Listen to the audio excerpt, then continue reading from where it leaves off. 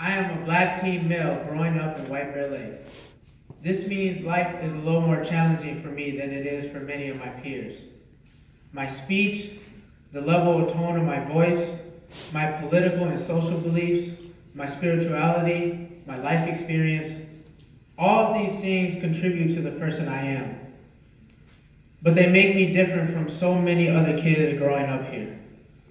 Because I am not a member of and have not grown up in the mainstream White Bear Lake culture, I am often misunderstood and judged.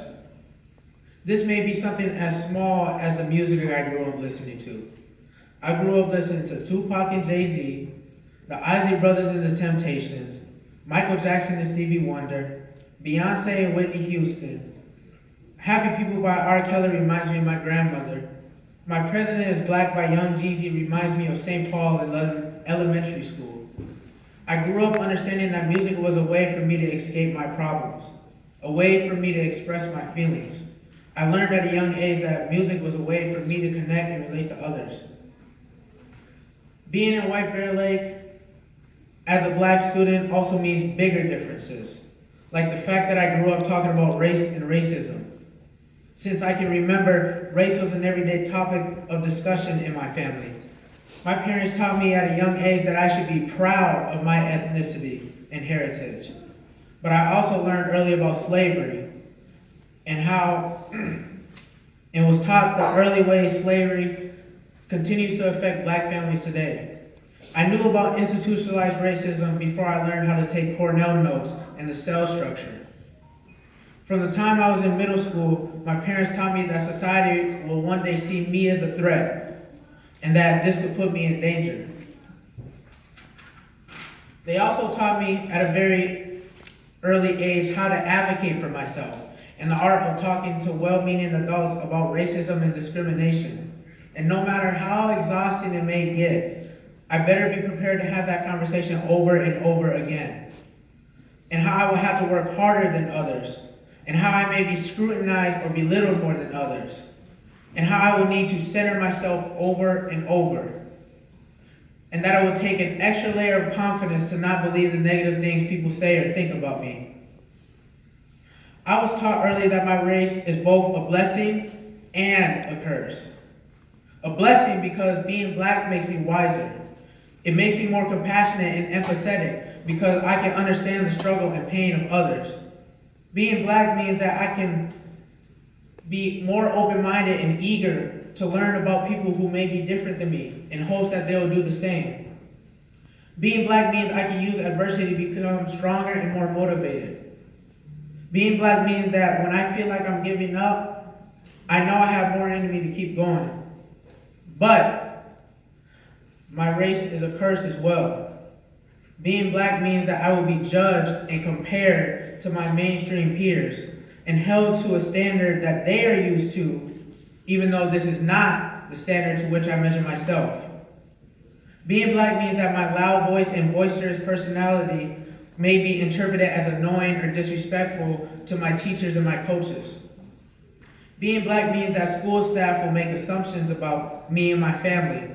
Like this time that I was sick and asked the nurse if I could call my dad, and her response was, "You even live with your dad?"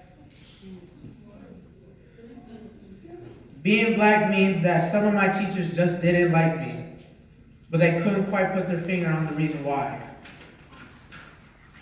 Being black means fighting the urge to assimilate, to try to fit in, and at the same time being fiercely proud of my blackness. Being black means that my parents had the talk with me, the only one that black and brown kids have with their parents, about how to behave with the police so hopefully I stay safe. Being black means that many of my peers don't understand my decision to kneel for the national anthem.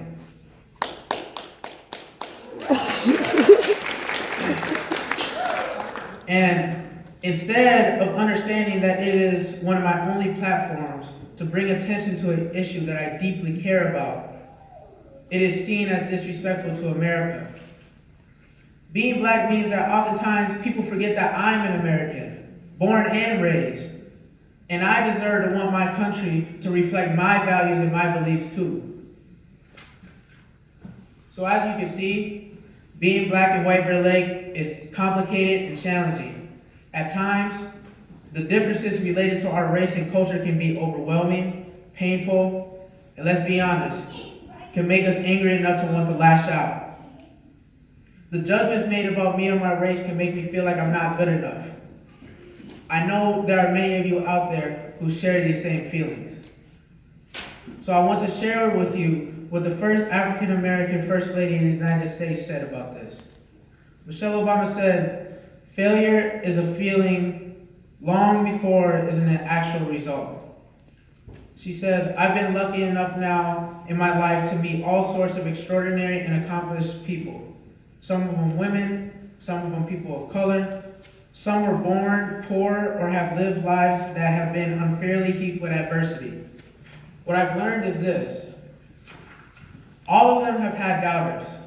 Some continue to have roaring, stadium-sized collections of critics and naysayers who will yell, 'I told you so,' at every little misstep or mistake. The noise doesn't go away, but the most successful people have figured out how to live with it. The most successful people have learned how to block out the people who tell them they aren't good enough, and instead listen to what they know about themselves. So, to my fellow brothers and sisters, on this day in February in Black History Month, and for any time in the future when someone tries to make you feel like you aren't good enough just the way you are, please remember what you know about yourself. Remember where we came from. Remember our ancestors were fighters and survivors. They were brilliant people. They learned how to make delicious soul food out of scraps. They taught themselves how to read, even though that meant they were breaking the law and could pay for it from lashes from the whip.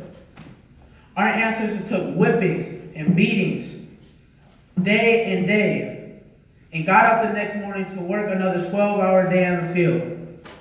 Our ancestors risked their lives, walked hundreds of miles in the dark, barefoot and broke, to get to freedom. Our grandmothers and grandfathers willingly put their lives in front of fire hoses and police with their dogs to fight for their right to vote, for their right to sit down on a city bus, for their right to send their kids to a good school. Our people have survived the most difficult of circumstances. This is the bloodline that we come from. Remember this and be proud. This is what it means to be black in White Bear Lake.